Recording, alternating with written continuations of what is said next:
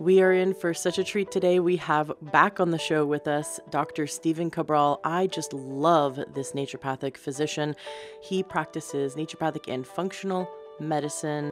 What I love about him is he brings results to the table. He's really where rubber meets the road when it comes to holistic medicine. Today, he's going to lay out for us all the 10 major things that are harming our body right now, and the 10 things we can avoid, and then how to detox them from our life so that we can improve our immune system, which is so important, especially going into the flu season. We want to boost our body's ability to heal and to prevent disease. And we can do that, especially with all the information that Dr. Stephen Cabral shares with us today in the show.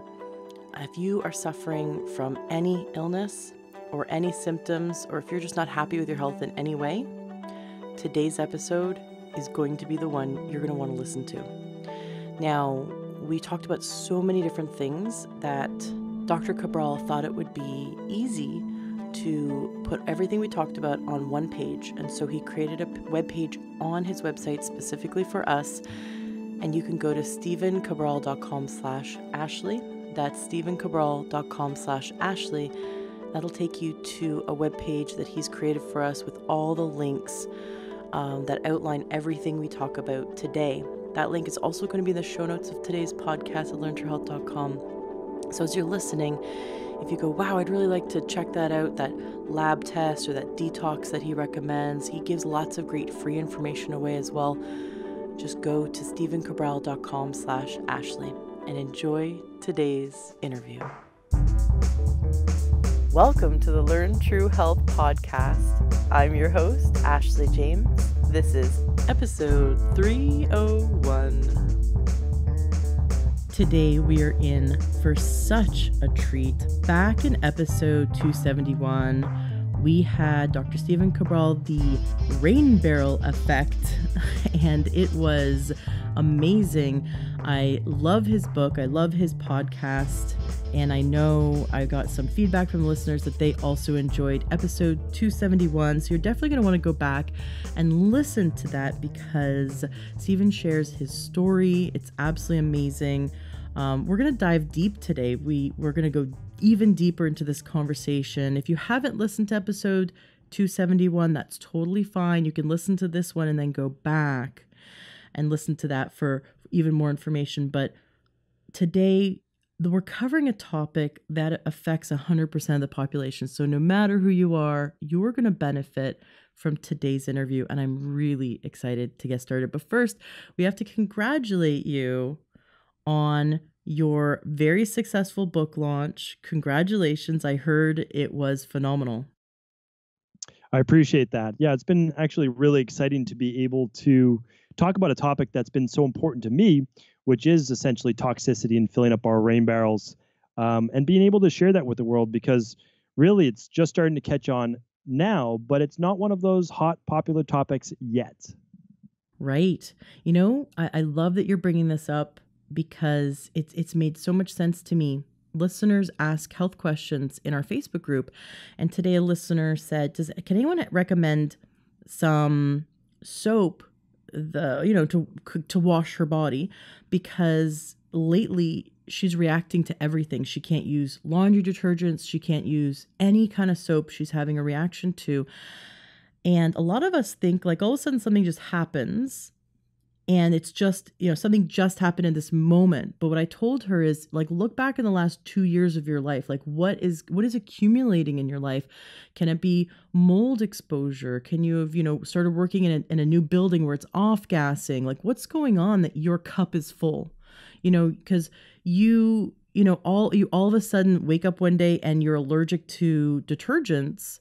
The body just doesn't all of a sudden switch going, I'm able to handle detergents, so I'm not able to handle detergents. There's like sometimes years of accumulation, and then once our cup is full, the body just goes, I can't detox anymore. I am full. I can't handle it. And we break. And it's that straw that broke the camel's back.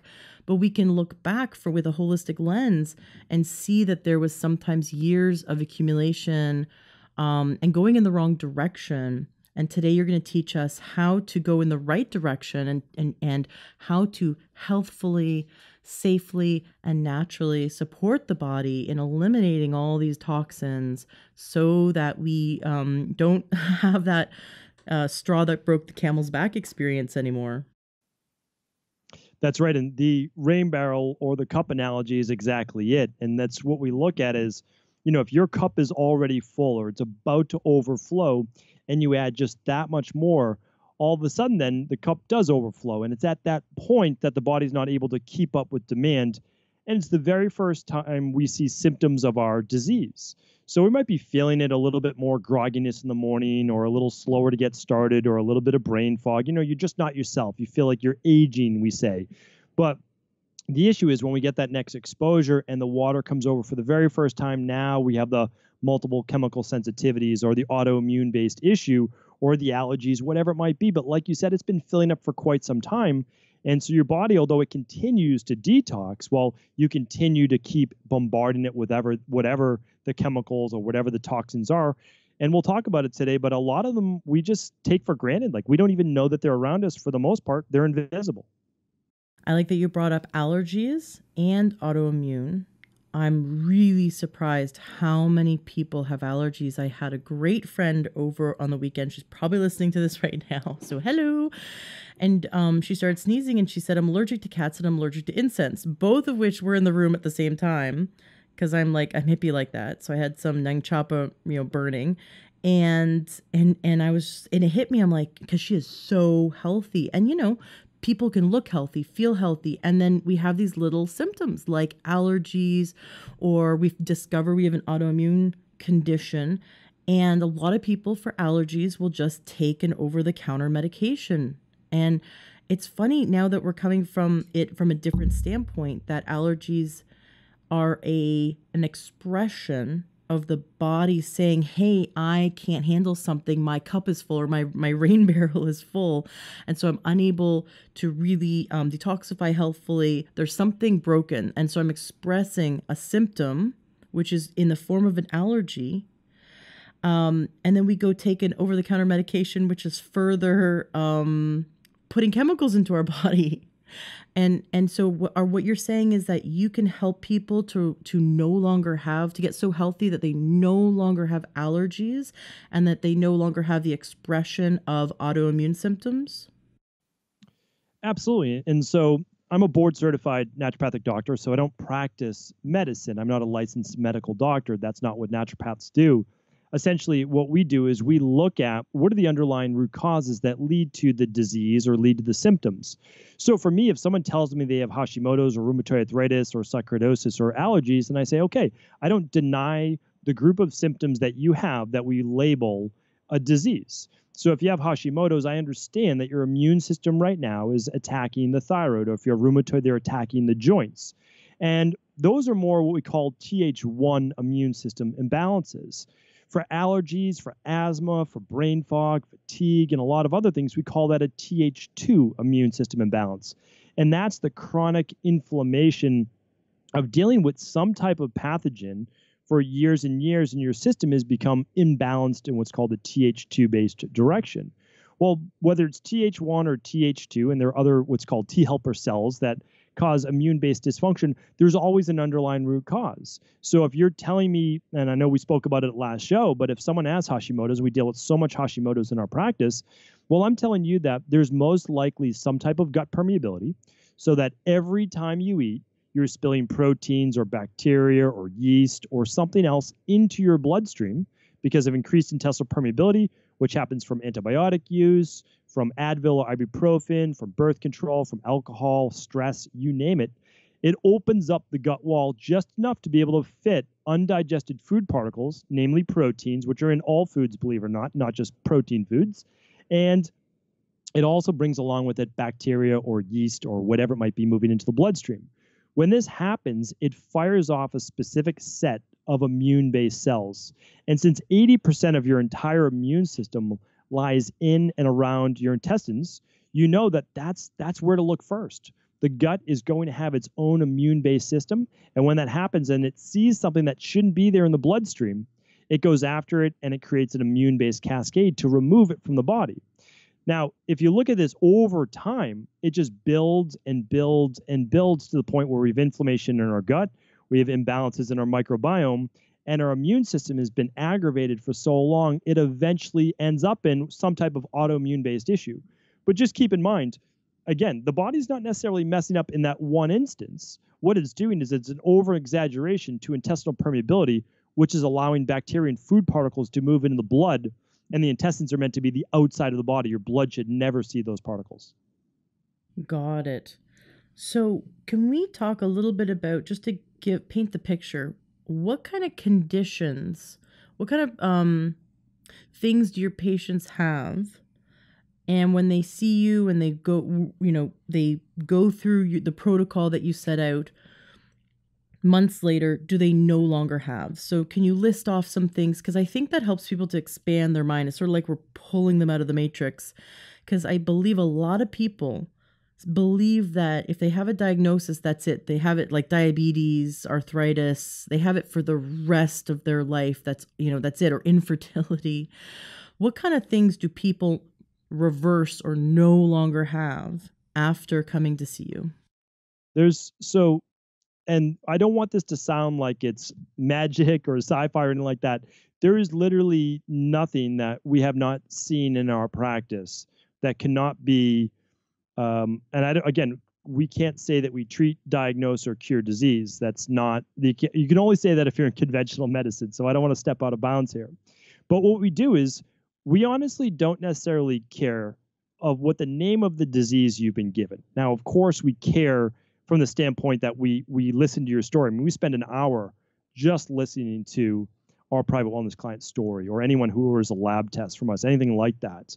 So that does matter to us without a doubt. But the truth is this, is if you tell me you have high cholesterol, high blood pressure, any autoimmune-based disease, migraines, infertility, estrogen dominance, PCOS, chronic fatigue, myalgic encephalomyelitis, POTS, childhood-based ADD, ADHD, you name it, we've seen it. And it makes it seem like we're able to do the impossible, but we're not, because what we do is we actually look at the underlying root cause imbalances that lead to those symptoms, because everything I just named is still a symptom. So if I'm able not to overcomplicate this, if I'm able not to worry about the disease itself, but rather how the disease manifests itself, then I know I can fix those things. I can remove the heavy metals. I can absolutely look at the bacterial overgrowth in the gut, candida overgrowth, SIBO, H. pylori, parasites. I can look at deficiencies. A lot of times with hypothyroidism, which we see every day in my practice, deficiencies in iodine, deficiencies in B6, deficiencies in selenium. And so when I look at all those things and I understand that, listen, you can't convert T4 to T3 without selenium. And if you have a lot of high cortisol, which is called glucocorticoids, high stress, well, a lot of times you take that active T3 in the cell and actually convert it over to reverse T3, which isn't usable. And so now you have symptoms of low mood, low energy, cold hands and feet, thinning hair, thinning eyebrow, and you might even have high cholesterol. And a lot of people don't know that when you have low thyroid, it can actually then trigger higher levels of cholesterol. So what I do is I keep asking why, and I run what's called functional medicine lab testing to find out the answer so that we're no longer guessing. Because right now in my practice, I can tell you this, that all people can be helped if you find out what they're deficient in, as well as what their toxicities are.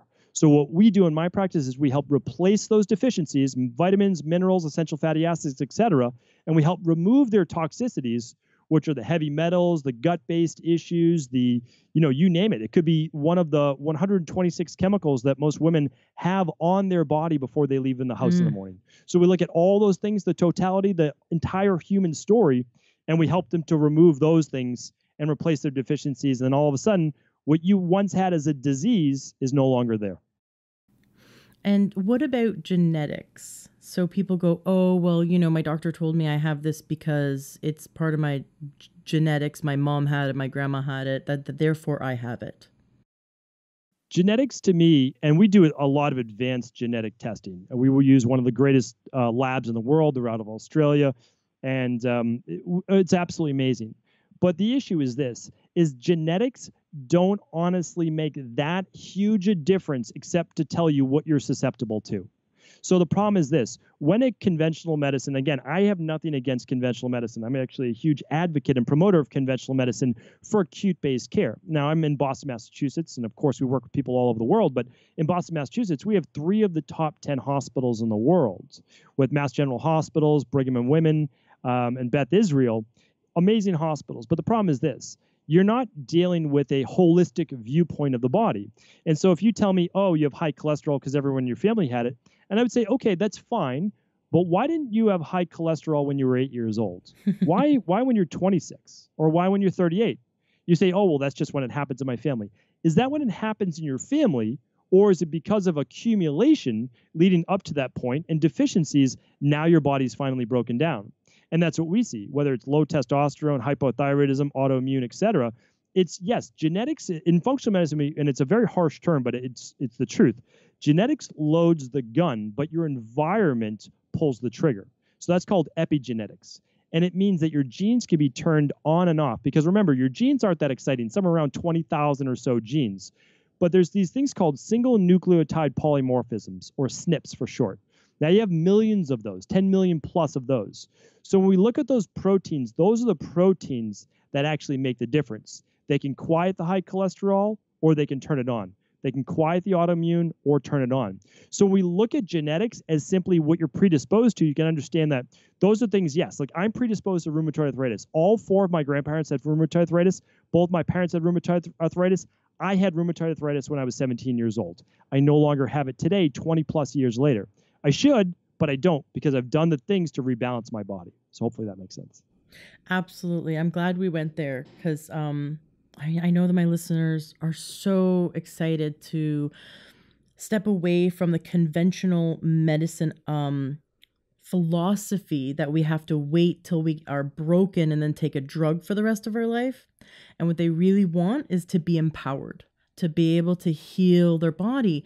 But mindset comes first, because if we have a belief that we cannot heal because we've been told our whole lives we have to take an over-the-counter drug, or we have to take a prescription drug, and that's just how it is, or if we grew up and our parents and grandparents were on countless, prescription pills everywhere, and we just always went to an MD, and it's just ingrained in our psyche that we get sick and then and we give over our personal power to an MD to manage our disease, then that sort of becomes part of our belief system or our mindset. No matter how much we want to break free, we really need to step out of that matrix, have one of those aha moments where we get to see the world through your eyes. We get to see that the body has an amazing innate ability to heal itself, and we need to step out of our own way, fill the body with the nutrition it's missing, and eliminate and lower the toxic exposure, lower the toxins, and just let the body do its job, and that it can heal. So I wanted you to paint that picture so they get that, yeah, genetics, like you said, are the gun. But just because the gun's there doesn't mean it's going to shoot, right? It's all the things that we do in our life, whether we're going to pull the trigger or not, have to do with nutrient deficiency and toxic overload. So let's get into that. So we're talking now to 100% of the population. What are we doing day to day that we're not aware of, that is filling our body with toxins now, that we really should become aware of? So what are the toxins that are filling up in our body that we can begin to prevent? And then we'll get into how we can support the body in eliminating them healthfully. Yeah, absolutely. And I want to answer that question. I want to just say that I'm really happy you brought up that point about changing the mindset first, because I spent a decade trying to get well, from 17 to 27. And I went to so many amazing practitioners and learned a lot, but it was never really pulled together for me until I met my mentor when I was 27. And again, even though I saw dozens of practitioners and spent a decade, what she taught me was this, is that you need to work on both the mind and the body. And I'll tell you right now, just from my perspective, and we've literally completed over 250,000 client appointments. And I don't say that to, try to impress upon anyone anything, except for the fact that we have so much data. And our only job and our only goal right now at this point is just to try to share this message that people can get well. Like literally every single person can get well, because we can find out what those deficiencies are. We can find out what the toxicities are. But the only people we've seen not be able to heal are those people that can't allow themselves to move into that position, meaning their mind has been made up that they're someone that's meant to be sick, that they're a victim of their disease. And just like you started the conversation, I want people just to take back control of their health. That's what this is all about. And that you can get well. You honestly can. You can figure it out, even though if you've been struggling for a decade like I was. I just know that that's the answer. And we're going to go through how to do that today, but I just wanted to give credit where credit was due there. So the toxins that I talk about, there's basically 10 main forms of toxins. And the issue is that no one that I know of would knowingly put toxins into their body. They're missing a lot of the invisibles that go into it. So one of the main ones we talk about first is when I talked about turning on the genetics and turning off the genetics is that there's a lot of chemicals that we can easily avoid, but we don't know are there. So for example, there's something called the clean 15 and the dirty dozen foods. And the dirty dozen are the ones that are sprayed with higher levels of glyphosate, which is a form of pesticide. And those pesticides are meant to not allow bugs to eat all the crops. Well, the problem is that glyphosate, although shown to not be harmful at a small dosage, has not been shown over time of what it can do to our microbiome. So a pesticide essentially can kill bugs, and it's a poison. Well, unfortunately, when they didn't really think about this, we have 100 trillion gut bacteria. And those are all bugs as well. And they're good bugs. They're supposed to be there. And when we take in enough glyphosate, we've seen a lot of intestinal-based damage. We've seen that leaky gut, that intestinal permeability, which, by the way, it accounts for 90% of all autoimmune issues. So if you're dealing with an autoimmune issue, I just really urge you to look at testing your gut microbiome by running an organic acids test, by running a stool test, and really looking at to see if there is any candida overgrowth, any bacterial overgrowth, any H. pylori, or parasites that may have taken up space there, that have caused those imbalances. And the glyphosate at the same time with those dirty dozen, it can't be washed off the foods. So a lot of times we say, well, just wash the fruit, wash the vegetables, whatever it is. For example, strawberries. You can't wash the pesticides off of them. They're one of the dirtiest foods out there. So if you're giving them to your children, you're eating them yourself, you're not purposely trying to take in all that glyphosate. But we know that it causes cancer. And we also know, and I'm not making the correlation, but we know that children, the number one cause of death in children is cancer. So we need to look at these specific things. We know that a court case just ruled for a father of 2 children, 2 boys, around $200 million who's now dying of cancer because of him spraying glyphosate to kill weeds. So that's one of the major ones that we look at, that we just need to make sure that we're doing our best. I know not everyone can afford to eat all organic food, and we do have to be cognizant of that. And that's why the clean 15 are foods, if you have to kind of save money in one area or the other, you save it by buying the clean 15, which you can wash off a lot of those pesticide sprays. Now I'm gluten-free, so I don't eat barley, wheat, rye, and I choose not to eat oats because there's a protein in it so similar to gluten. I just choose not to go there. That's my own personal choice, but I notice a huge difference when I am gluten-free, and I've been gluten-free for 7 years. Our family is, and but those who eat gluten, so those who eat barley, wheat, or rye, or oats, now wheat especially is sprayed with glyphosate, and I don't remember if wheat is on the dirty dozen list. I don't think it is. So if someone still eats bread and cereal and pasta, aren't they consuming, and that's not gluten-free, aren't they consuming regular amounts of glyphosate? Absolutely. And Cheerios is one of the highest. And, Cheerios is one of those things that's marketed as like, oh, this is just an easy, quick, great snack for your kids. But it's one of the highest ones in glyphosate. So, yes, important to look at. The clean 15 and dirty dozen is not all encompassing and actually does not look at any grains. It's going over vegetables and fruit. I have done past episodes specifically on the effects of glyphosate and GMO crops. So listeners, if you want to learn more about this topic specifically, go to learntoyourhealth.com and search in the search bar. You can search glyphosate, or you can search GMO. I know I did a great episode with Jeffrey Smith, and also a few with Dr. Stephanie Seneff. So, and a few more. So that's a great topic to go down, to really understand that glyphosate is hidden in so many foods, and that once it disrupts our microbiome, I mean, that is the biggest part of our health, right? The biggest part of our defense. It helps us to digest and assimilate nutrition. And once that's gone, the bad stuff can move in. Now, you talked about testing.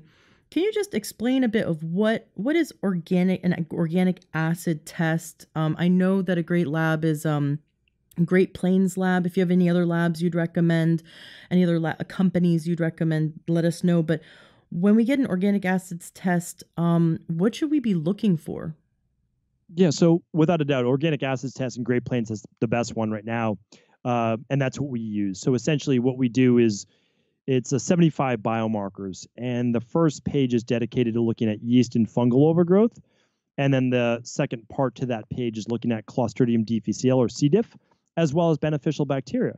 Because there's a lot of people right now taking probiotics, but the problem is if you have small intestinal bacterial overgrowth and you're taking probiotics, you're adding more bacteria to a gut that's already full of bacteria. So if anybody comes in with bloating or gas or acid reflux or constipation or loose stool, right away we want them ideally to run an organic acids test and a stool test. Now, you do have to run that through a doctor. You can't run it on your own. We do basically allow people to take back control of their health, and we do that through a company that we have, Equilibrium Nutrition, where people can actually order their own labs, and they're able to get the results, and they're actually able to get the information on those results. But what you want to do with that is you want to test specifically, listen, what is growing in the gut, and what are also you deficient in? Because just like you spoke about, if you're starting to become imbalanced in gut microbiome and the bacteria, you're actually not able to process and make the same level of B vitamins. And if you're not able to make the same B vitamins, you don't deal with stress as well. You don't deal with inflammation as well. And that's when the genetics matter, right? If you're MTHFR gene mutation positive, like the 677, and one of those that people talk about, well, that's when it matters. When you've already set yourself up to be deficient in B vitamins and to be overloaded with stress. And the same thing, like B6, a lot of people don't speak about this, but B6 is the catalyst to convert into serotonin. So we take something called tryptophan and we create what's called 5-hydroxytryptophan, which then gets converted to serotonin, which boosts the mood. But serotonin also does one more thing, and serotonin, 90% is made in the gut. That's why the gut's so important, to make sure that it's balanced. It then gets converted to melatonin. So if someone's having difficulty sleeping, it could be a deficiency all the way down the line back to B6. Wow. And the organic acid test actually looks at all of those great numbers. So if I were to get an organic acids test, would it say I'm deficient in B6, or would it say I'm deficient in the microbiome that helps to make B6? Or does that it would make tell sense? you that you're deficient in B6. Oh, which okay. is called pyridoxal 5-phosphate. Exactly. Yep. Very interesting. Very cool. Amazing lab. It blows my mind how many people don't know how cool naturopaths are. And that's actually one of the reasons why I started this show, was because I geek out so much on how cool naturopathic medicine is. And I just love it. Love it, love it, love it so much. I was so sick 7 years ago. I was told I'd never have kids. I had polycystic ovarian syndrome. I was infertile. I was suffering. I was in pain and suffering every day, emotional and pain, because of how much I was suffering every day. I had chronic adrenal fatigue, chronic infections. I couldn't even think. I felt like my life, I felt like a prisoner of my own body. My life was so miserable. And it was with naturopathic medicine that I never dreamed I could be this healthy. I never dreamed I could feel this good. And now we have a healthy 3.5-year-old boy that we conceived naturally ourselves. Like this is what naturopathic medicine offers. And people can't sleep, so they go to an MD, and the MD says, oh, here, have a sleeping pill. Like, hello? That they don't even know that you can trace all the way back to something being out of balance in the gut that's disrupting B6, that is what was, creating your, not being able to create enough serotonin, not being able to create your melatonin. Like, it's so irresponsible if you look at how, the mainstream medical system is practiced. It's irresponsible because it just looks to mask and aid. So anyway, there's my little soapbox. I'm getting off of it. No, but I mean, it's an amazing story, and you are living proof of it, and it's led you to where you are today, and sharing all these amazing stories. And I mean, congratulations. Like you did, but that you did the work. And that's what I always tell people is I'll be able to help you find out what your deficiencies are and toxicities are for sure. I know I can do that.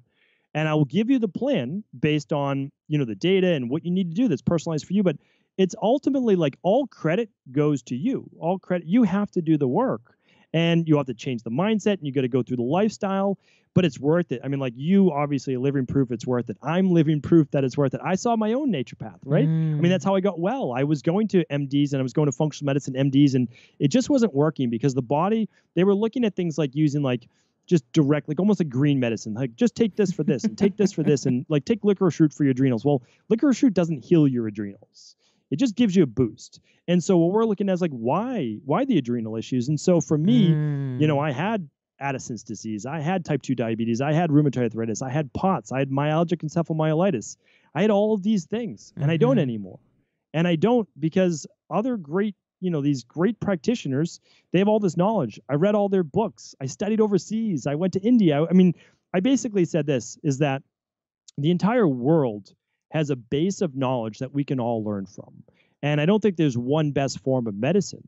So what we try to do in naturopathic medicine is we just take the best, at least this is what I believe in. I try to take the best from Ayurveda and traditional Chinese medicine and the Eastern-based forms, and I try to blend that with state-of-the-art lab testing. And when you do that, I just believe that it's the right thing to do for people, which is what it should be about. And that's why I do agree that a lot of times conventional medicine is really negligent. I mean, one of the reasons I got sick is because I went to my dermatologist, 14-year-old kid. I had acne, obviously. I ate a poor diet. I mean, really poor. Little Debbie snacks, Kool-Aid, ice cream, like Hood ice cream. And I had acne. And so they put me on 3 years of amoxicillin. And it wiped out basically my immune system. And my immune system failed. And I was literally dying. And they had no idea what to do for me. And slowly I had to build my body back up. So I got sick from being a stressed kid, but also from diet and environment, and then the amoxicillin that wiped out my gut. So, a lot of the reasons and a lot of things that I try to share with people is just allow them to understand that there is an underlying root cause, and you absolutely can figure this out. Wow. It's amazing. It's so cool that something that simple, getting an organic acids test, could help someone uncover what's really going on. So let's get back to the toxins. You said there's 10 toxins we're exposed to. We talked about the clean 15 and the dirty dozen. So those are foods that we can eat and we can avoid. If we're not going to eat 100% organic, we definitely want to avoid the dirty dozen. And you can eat as much of the clean 15 that is not organic because there's the least amount of pesticides. But obviously the best would be local and organic as possible. Absolutely. And still do wash them in like an apple cider vinegar soak. Nice. Or some type of soak. Right. So what's next? What's the next toxin that we really need to look at avoiding? Well, a big one for me, and I work with a lot of women who are just trying to have the healthiest pregnancy that they can have. One of the things that we do right away is just look for heavy metals. And that's because heavy metals and a lot of these toxins that we're talking about, even plastics, flame retardants, can pass right through the placenta, through the umbilical cord to the unborn child. And I didn't know this until I started to do the research. And there's actually a study called 10 Americans. And in that study, they tested only 400 toxins, that these 10 unborn children had an average of 200 toxins in their body, with the highest one at 300 toxins before they were ever born. And so when you look at that, it's such a harsh way for us to enter the world. But yet the mom doesn't know that. She doesn't know that she has mercury from maybe amalgams in her mouth or years of eating tuna or swordfish or Chilean sea bass, which are very high in mercury.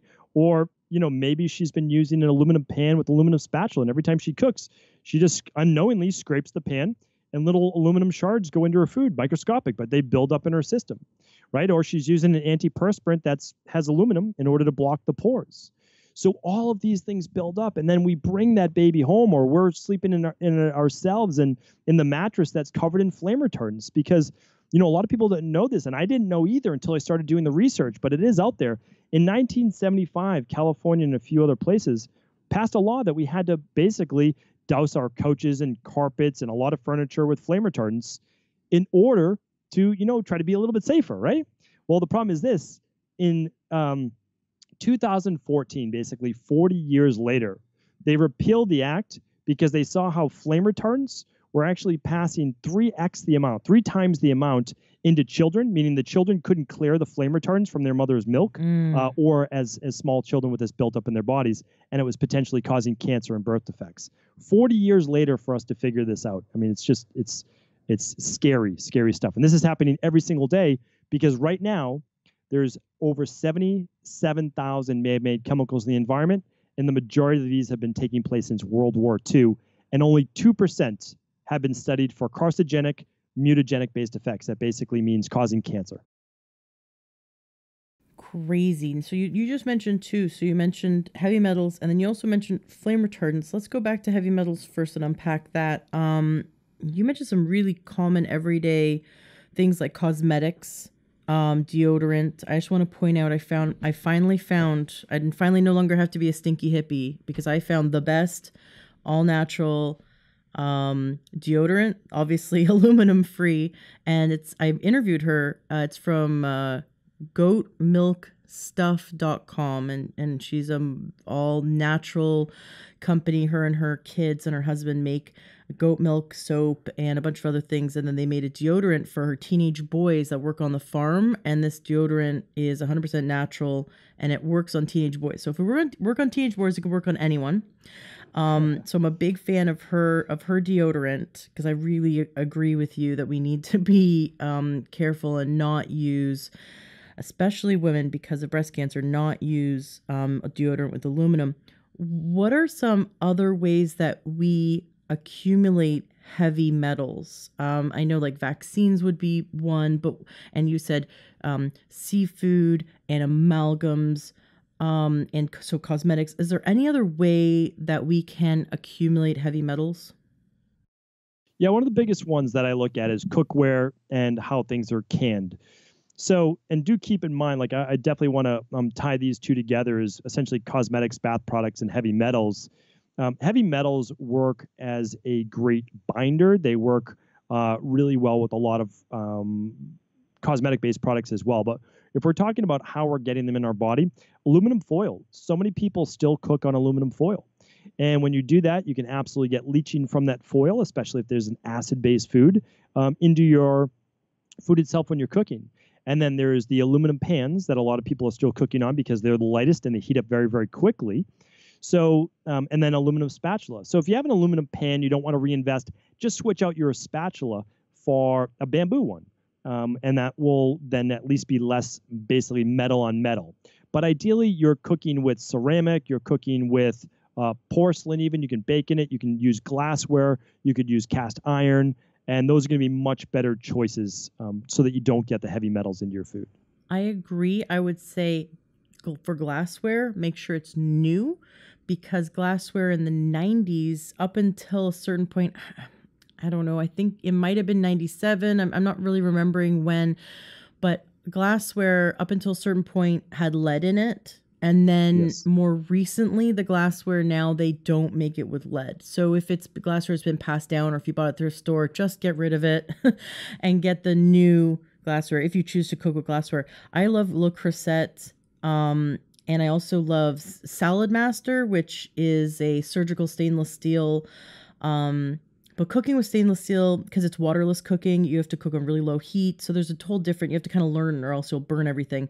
But what's really cool about cooking with surgical stainless steel is that you don't need to use any oil or any water at all, and it really, you can just cook on low heat, and it cooks fast, and it maintains a lot of the nutrients and the moisture, and so the food is just delicious. So I love it. I've gone on a whole self-exploration of cookware to finally find the least toxic cookware possible. But it's so true. I've been to friends' homes where they're cooking with non-stick Teflon, and the Teflon's all scratched, and so you can those are the worst. So there's gosh. literally nothing worse than Teflon non-stick, which is on the Mayo Clinic's top 10 for causing cancer.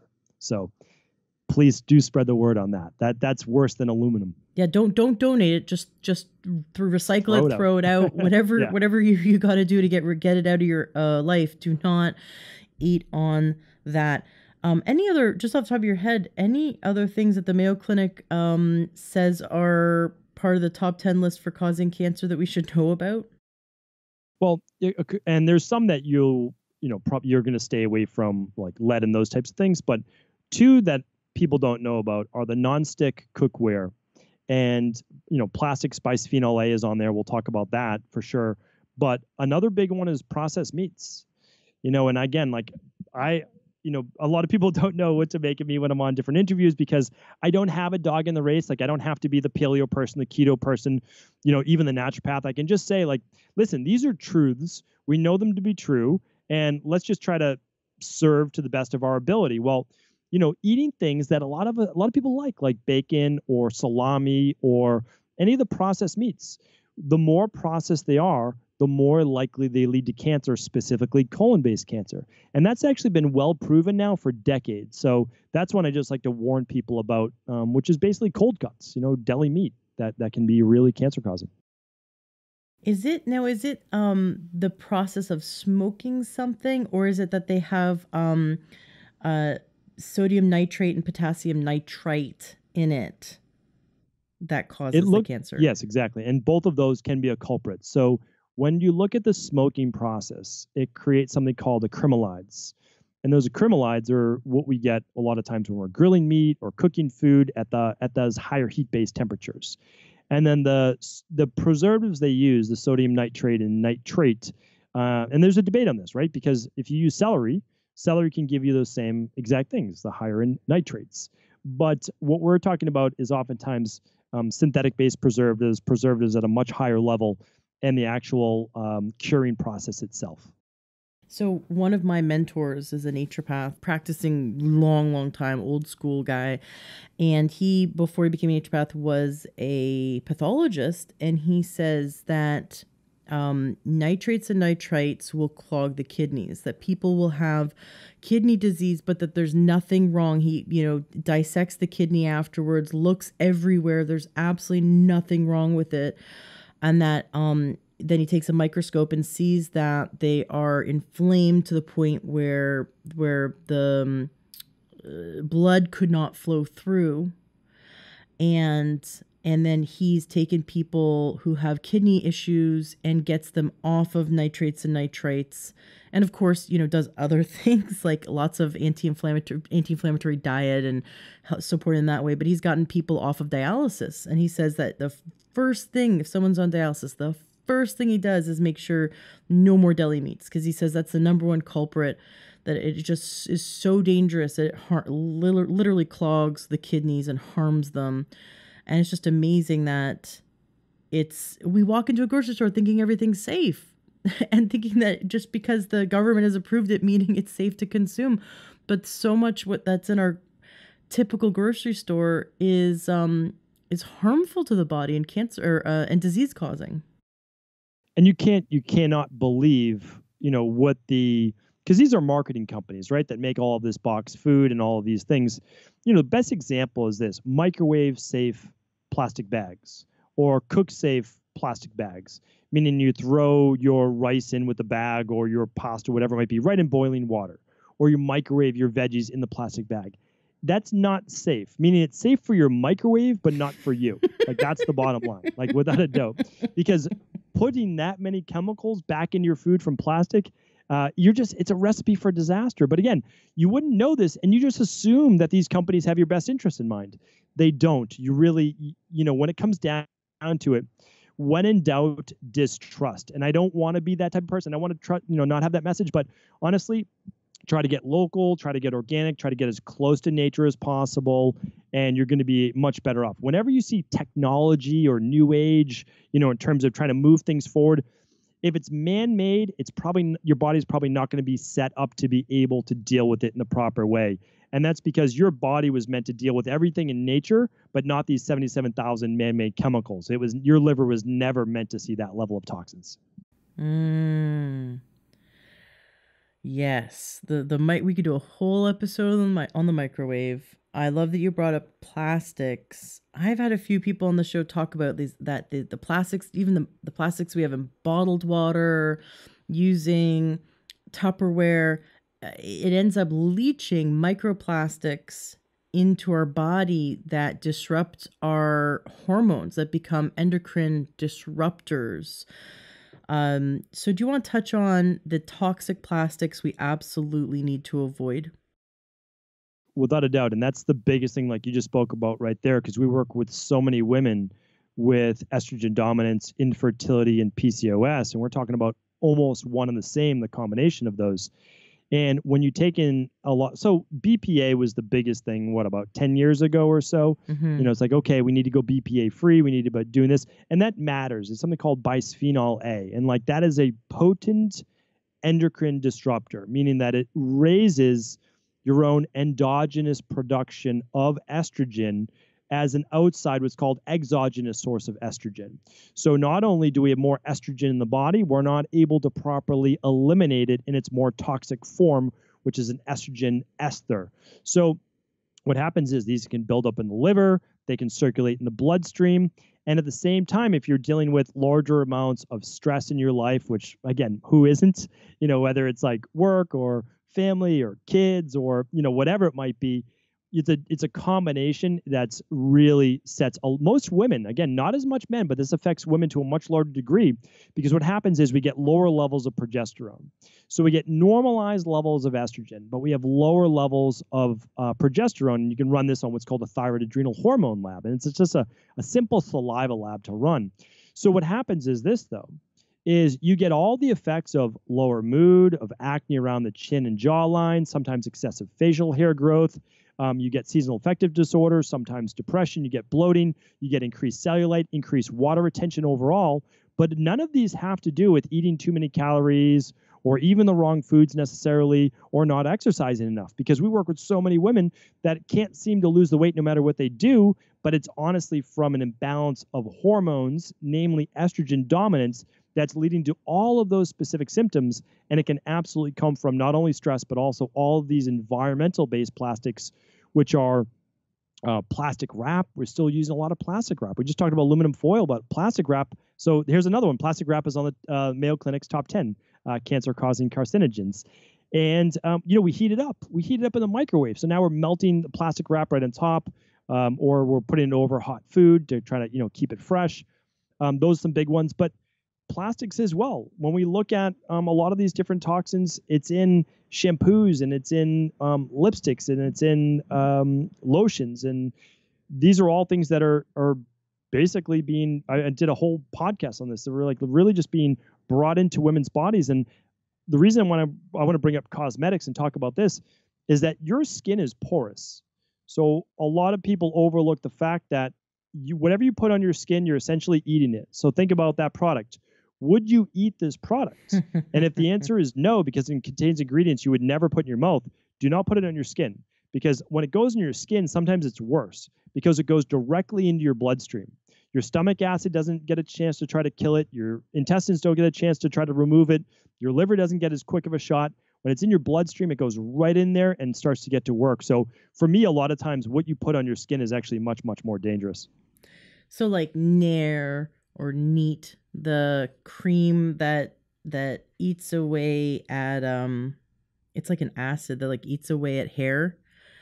So Yes. instead of shaving, like that is corrosive. And so you're saying that we of course wouldn't eat it. It's like horribly toxic. But we put it on our skin, and so our body's actually absorbing all those chemicals into our bloodstream. That's exactly correct. And that right there then is filling up that rain barrel. And again, does it happen the first time you use it? Not likely, unless you're already met your pinnacle, your top part of that rain barrel or cup.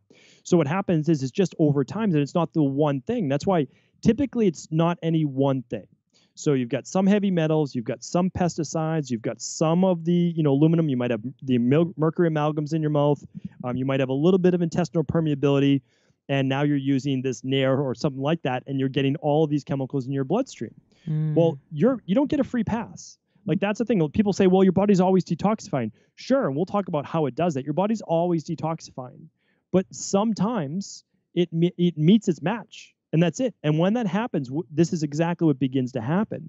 Your adipose tissue, which is called your fat cells, they start to swell. So your fat cells, your adipose tissue is actually a very safe place for you to put all these plastics. for you to put all the heavy metals. And that's why your adipose tissue, your fat cells, are actually 300 times more toxic than your bloodstream. And they're meant to be that way because it keeps you from dying. It keeps you safe if you store all of these things away. But it's also why a lot of people are putting on what I call toxic water weight or toxic fat, because their bodies are literally swelling. They're not adding more and more fat because they're not adding more and more calories. But what happens is their body will not allow it to just float around in the bloodstream. So it puts it into a compartment, basically a storage unit, which is your adipose tissue. Now, the problem is this, though. If you start to lose weight too quickly, you can actually feel terrible. You can have flu-like symptoms. You can get skin rashes and headaches. That's called a Herxheimer reaction, because your fat cells are actually now being oxidized because it needs the energy, fuel, to keep your body going as you're hypocaloric or detox or whatever it might be. And now you feel all of these toxins hit your bloodstream. So if you're not supporting your liver, you're in for a world of hurt in terms of Herxheimer-based and detox reactions. You just described my entire adult life. I gained so much weight while I was exercising 5 days a week. I was studying at 3 different dojos. I was really into martial arts. I was working out like a fiend, and I was gaining weight and out of control. And I couldn't understand why, because I wasn't eating more calories. I was eating as healthfully as I knew how to do at the time. And I just was like insane. And then, ever since then, every time I go to lose weight, I have that exact reaction. I have these full body rashes and flu-like symptoms. And that's what led me to discover that I was heavy metal toxic. And I've spent the last year in my sunlight and sauna and in a platinum energy system foot detox bath. I just got that just over a month ago. And eating chlorella and just like on and on and on. I find all these different things, hot Epsom salt baths and dry brushing and, and herbs to support the liver. And everything I learned to do, I'm doing, and I'm noticing a difference, which is really exciting. I'm finally noticing my rain barrel is just starting to empty out a little bit. And now I'm not, when I lost 15 pounds and didn't have the reaction, I was like, oh my gosh, this is so exciting. Oh, that's great. So yeah, it's really just I'm just starting to notice, after months of investing energy into detoxing and supporting the liver, that now with the weight loss, I'm not having that problem. And I'm so excited. So what you just said, I knew there has to be other women out there experiencing it. I felt like the only one, but I wanted all, and the men too. I want all the listeners who have these crazy, like, why am I gaining weight when I'm not eating more, or why can't I lose weight? And I always feel sick when I try to lose weight. Like, there's evidence, there's a reason. And I love that you're shedding light on this today. Well, that's the thing. I want people to know that, just start to move down the path, meaning that you don't have to have all the answers before you get started. But if you start to look at toxicity, gut-based issues, and all these toxins coming in as a big part of the problem, we can begin to live that life that we want. And that's what it was like for me too, is it wasn't a straight shot. I mean, most people relapse. They don't get it right the first time. They feel the flu-like symptoms, but it's part of the journey. And I just want to share that with people, meaning that you're going to have to figure out through a little bit of trial and error how much you can push. And then if you push too much, okay, now you know that that's your limit. Let's back off a little bit. Let's ease into it a little bit slower. Let's add the next thing, to the protocol. It's a much gentler way of doing things. And as you alluded to earlier in the show, is that, even as a naturopathic doctor, never once have I said, oh, I've cured anybody. No, I try to put the body in position to heal. I just give it what it's missing and try to help remove through a gentle system of what it has too much of. And then I allow the body to heal itself. Any doctor who says, oh, they're the one that heals, doesn't understand, because even though, I've read thousands of books, I've traveled all over the world to figure out who's doing it best and how can I bring that back to my practice, is that I cannot tell you exactly how we replicate the mystery of the human body and how it begins to regenerate and heal itself through fasting and through detoxing. It's absolutely remarkable. So anything that I'm sharing with you today is simply been passed on to me through other great mentors. Awesome. All right. So we've covered glyphosate, and that we could also sort of bracket in all chemicals sprayed on food, but glyphosate being like a really proven one to be a bad one. Heavy metals, including aluminum, flame retardants, all the nasty stuff that can be in cosmetics. So anything we're putting on our skin or our hair, and plastics, cookware. What else? So there's a couple more that we touched on briefly that I'd like to add to as well that helps to fill up that rain barrel and toxicity that we might not really be thinking about, but it actually plays really well into your story, your personal story as well, is that when you were at those 3 different dojos and you were training hard and maybe you were not eating as much, or, that like not taking as many calories to actually keep up with your physical demand. And again, I see this all the time in my practice. It leads to a higher survival-based state, a stress state of fight or flight. When that happens, the body actually downregulates metabolism. So it produces what's called stress hormones. These things are called catecholamines. So they're norepinephrine, epinephrine. We call them adrenaline over here in the US. Well, here's the interesting thing. When that happens, it begins to increase heart rate. It increases overall, obviously, your pulse. It can make you short of breath. It can lead to vasoconstriction, headaches, migraines. It can lead to skin tingling, or excessive sweating, all the things basically of being in a stress state. Well, right after that, so basically the hypothalamus in your brain tells the pituitary gland to ramp up these catecholamines, adrenaline. And then after that, your body produces something called glucocorticoids. And this is why I tell people that fasting and skipping breakfast, if you're in a stress state, is not a good idea. Because what happens is it drives you further into that fight or flight. And what happens is this: if you drop into lower blood sugar, or if you're even in a state of high stress, your body produces cortisol. Your body will break down its own liver glycogen to make your blood sugar rise. And it does that because burning fat is a very slow oxidizing fuel. It works great, actually, the slower you move. So when you're sleeping at night, you burn the greatest percentage of fat. When you're doing slower cardio, the greatest percentage of fat. Now, I know if you do interval training, you'll actually burn more, and all of that. I understand that part. We're talking about this from a stress-based perspective, is that the greater the stress, it will actually start to down-regulate metabolism. So here's what I mean by that. As you produce those catecholamines and the glucocorticoids, which is the cortisol, because you're in a stress-based state, you actually start to down-regulate thyroid. You also start to down-regulate progesterone.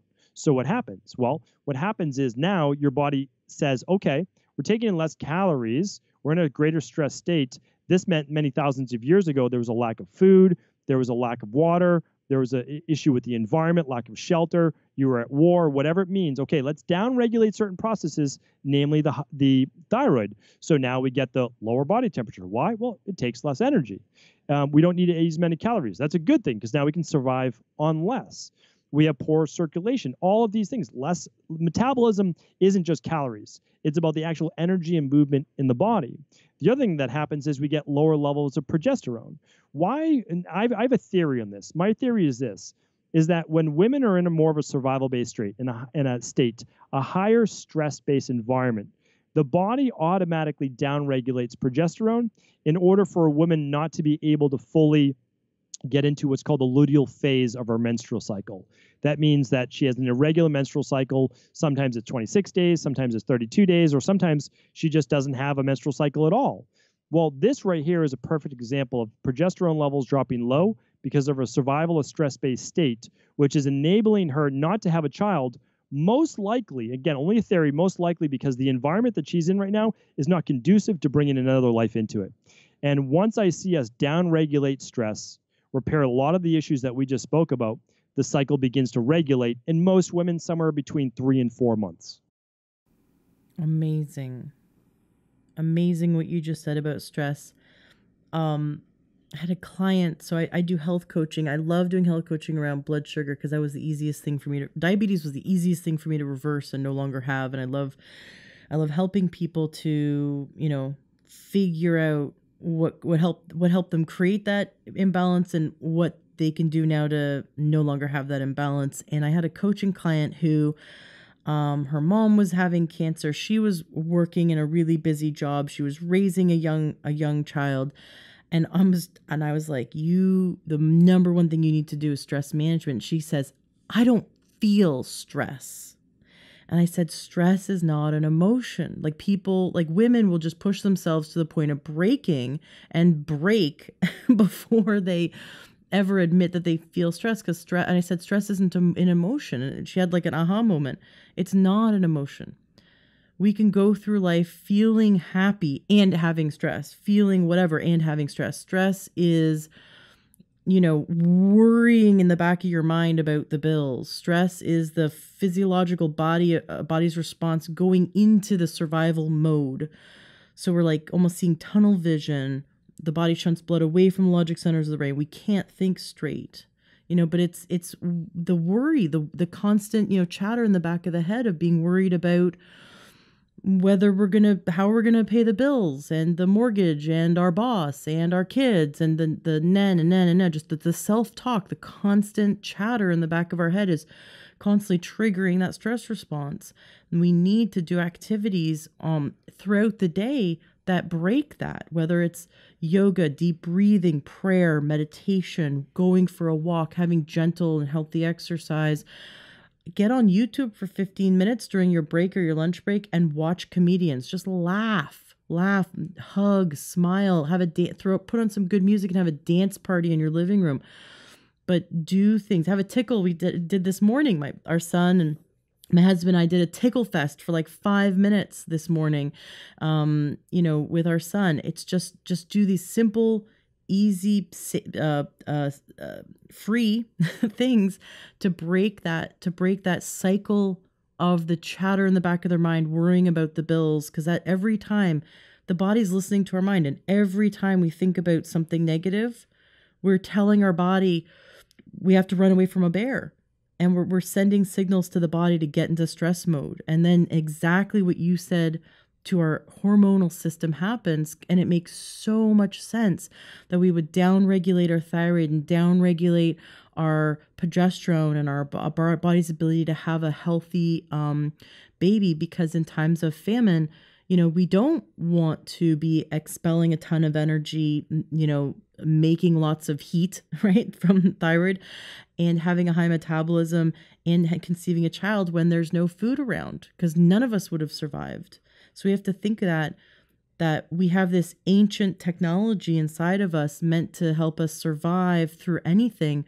But the problem is that now we're constantly triggering that ancient mechanism, the stress response, over things that the worries that we have in life. So I love that you brought this up, because so many people discredit that our thoughts, our mind plays a role in our healing, and our emotions play a role in our healing or in the creation of our illness. Without a doubt. And I mean, that's fantastic that's exactly what you're teaching people, because it's what they need to hear. And, I always like to tell people, whatever you're dealing with right now, your body's not messing up. Like if you're dealing with fertility issues, that's extremely frustrating. But right now, your body's not messing up. And I can assure you that. And I know that's not what a lot of people want to hear, but I want you then to just step back and say, okay, if that's the case, that means my body's trying to protect me. And why is there then an irregularity? Why is there something that's thrown off? Do I have too many toxins right now? And so we look at that and we just try to share that with women, and of course men as well. Like we work with a lot of men with low testosterone, and we just let them know, same thing. Like just like women get their progesterone affected, well, men get their testosterone affected. And when you've been under chronic stress for a really long time, and chronic stress can be the emotion that you just spoke about, but it could also be hypocaloric, not enough food. It could be fasting for too long, putting yourself in a stress state. It could be over exercising.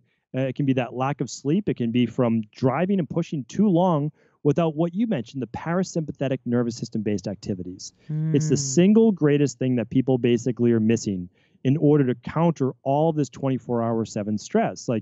So, I mean, the big thing is this. People say, well, weren't people stressed a couple thousand years ago? Sure, but not 24/7, 365. Meaning, like, if you were being chased by a tiger or something like that, it was binary. Like you were either eaten within 10 seconds or you got away. And if you got away, you were feeling great. It was the greatest high, So I like to let people know, yeah, there was stress always, but not like there is today. Absolutely. So that is on our list of things, just as toxic as glyphosate is stress. Absolutely. Are we missing anything? Is there Well, anything we're else on missing the list? one. So we haven't named one, and that we touched on it, but it's called the gut bugs that overgrow as well, and those are toxins. So candida and yeast overgrowth in the gut, the simplest way I tell people is this, is that when you get an infection or you've been given antibiotics before, really simple. The antibiotics are going to kill the bacteria, and they do a great job of that, okay? But what they don't do is kill yeast. So what happens is when you have that 100 trillion bacteria in your gut, and you kill a whole lot, not all of them, but you kill a whole lot from using the antibiotics, there's additional space that's left. And your intestines will not allow that space essentially to stay sterile. Okay, you won't be alive if you have sterile intestines. It does not work that way. The yeast begins to overgrow and overpopulate. That leads to intestinal candida overgrowth or yeast overgrowth or fungal overgrowth, however you want to describe it. So unless you're taking, which again, it says this in the medical literature, but since there's not a prescription for it, doctors don't prescribe it because they don't prescribe nutritional supplements. But there's a product called Saccharomyces boulardii. And if you ever have to take antibiotics, it's an absolute must that you take Saccharomyces boulardii, which is a non-pathogenic form of yeast that's transient. It stays for about a week or two. While you're taking the antibiotics, it does not allow for the yeast to overgrow, and then it moves on. So we have a lot of yeast overgrowth from the antibiotics that people are using, but we also have bacterial overgrowth from people then using antibiotics, or again, alcohol, ibuprofen, Advil. If they're drinking tap water, there's chlorine in the tap water, which kills a lot of the good bacteria. If you're drinking tap water, you're also getting the fluoride, which kills good gut bacteria as well. So what we do is we have an overgrowth in the intestines we refer to as SIBO. And again, people have done the breath test before. We stopped doing the breath test about 6 years ago in my practice. It gave too many false negatives. Best thing to do is run a stool test. Now I know nobody likes to collect a little bit of stool, but it's that easy. Little collection of stool, you mail it in, and you get to see if you have parasites, H. pylori, bacterial overgrowth, and then yeast is best tested on the organic acids test. So the two of those tests, organic acids test, stool test, absolute best way to look for all of those. So the big four that I look for are H. pylori, that can grow in the stomach, that can be passed on. You can literally get it from a salad bar. You can get it from kissing. You can get it from meats that are undercooked, all sorts of different things. And then we have parasites that we haven't named as well. Parasites, same exact thing. You can get it from undercooked fish and meat. You can get it from a salad bar. You can get it from contaminated water.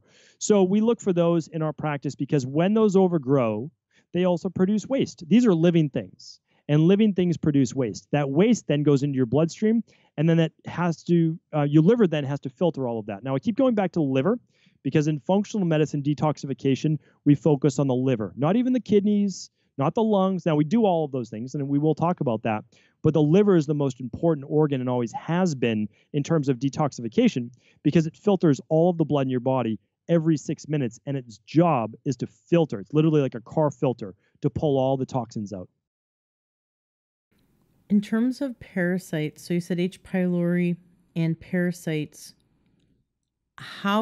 what's the best way to test for them?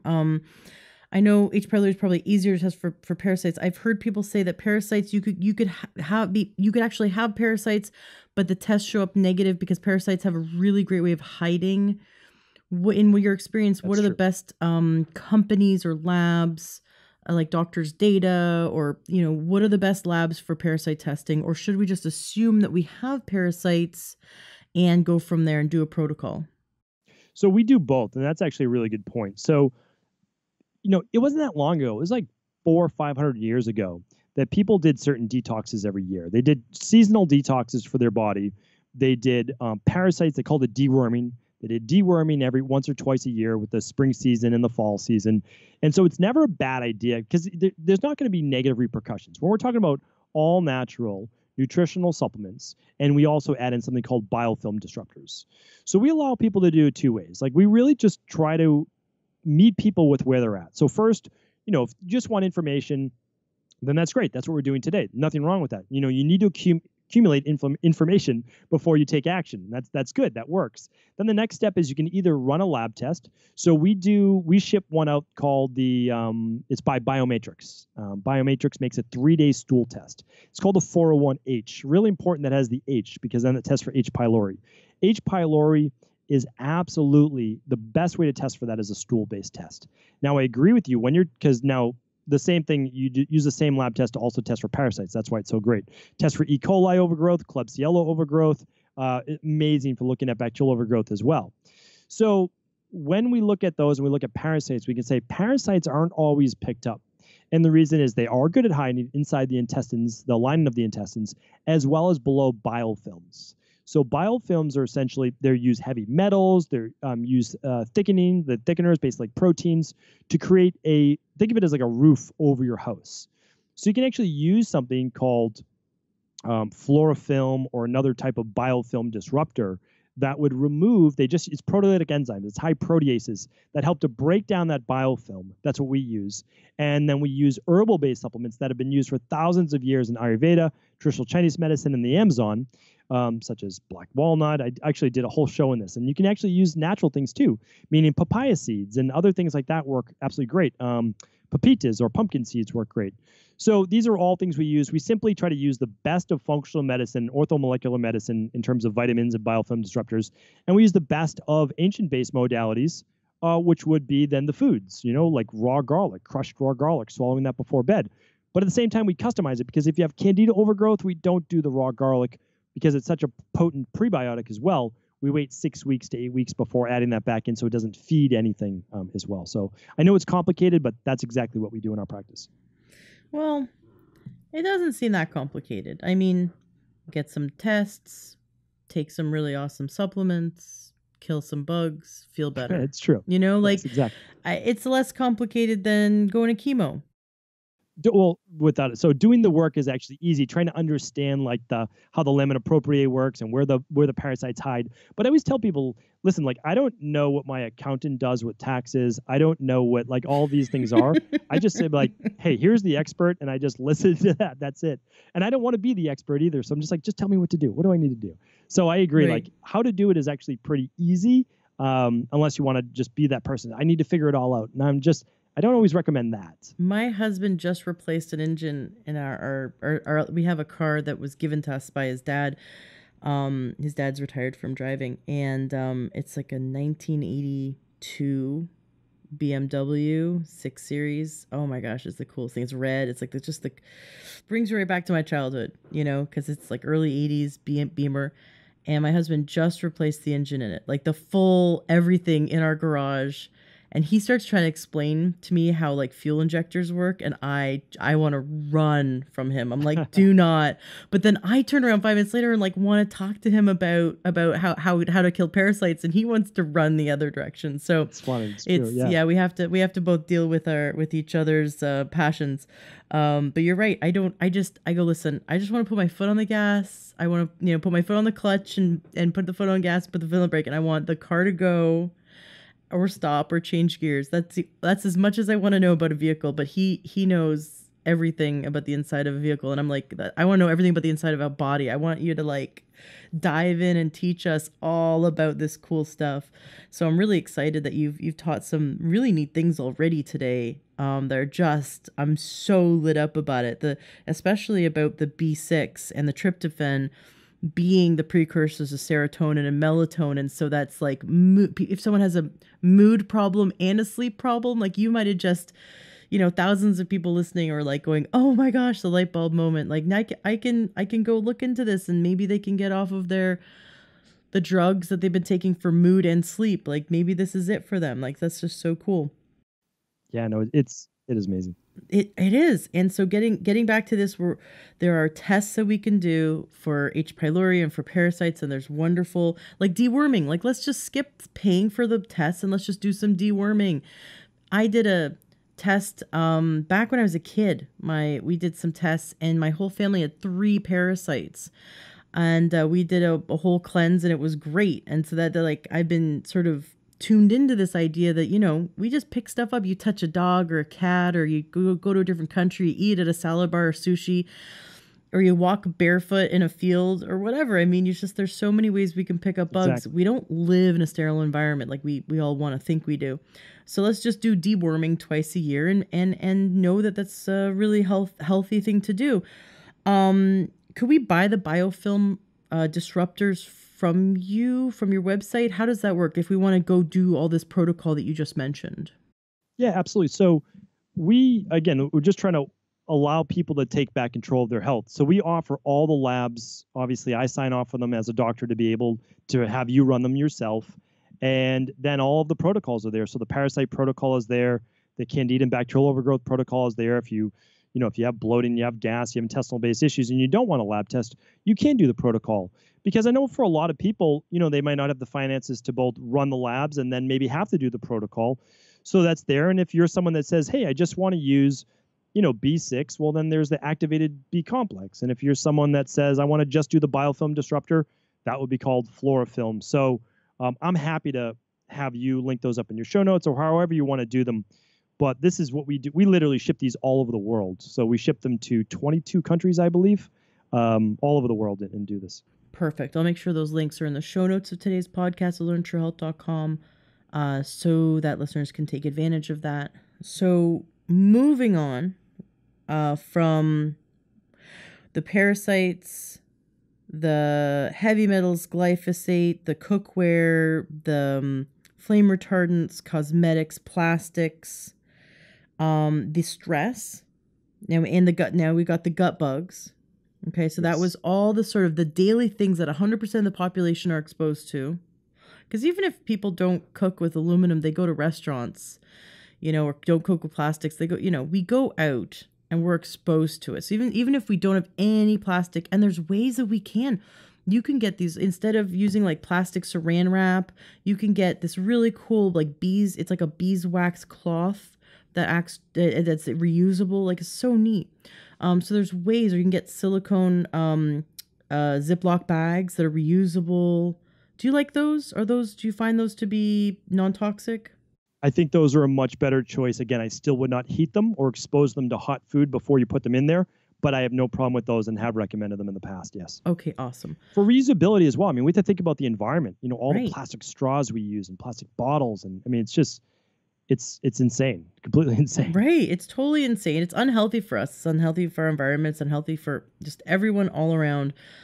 And, it's a little bit of a pain in the butt just to shift gears with our habits. But once we do, it's actually a lot of fun. It's a lot of fun to shift gears and be more eco-friendly, knowing that we're also at the same time being healthier to our body.